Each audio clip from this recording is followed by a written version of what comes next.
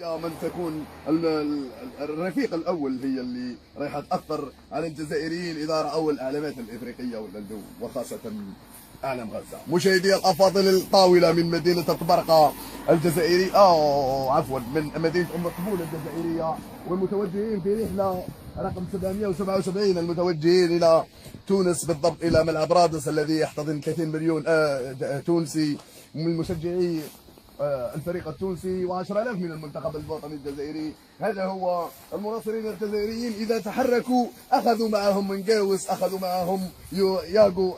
يا محمد لو انك هنا وتقول لي حط شويه ياغو يا محمد، اتذكرك واتذكر عبد السلام واتذكر الجزائريين القليل والكثير منهم.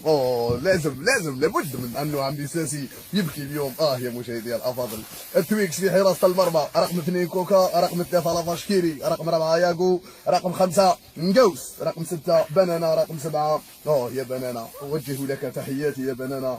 من لا تفعل هكذا، الطاوله مش ممسوحه من فضلك.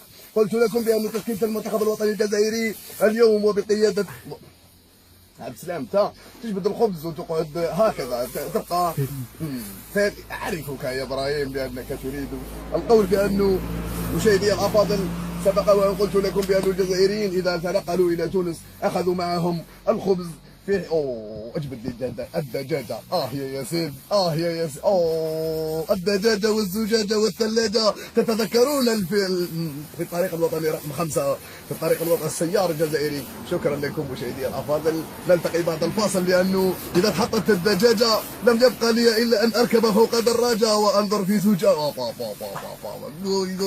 جول مازال ما فعلهاش.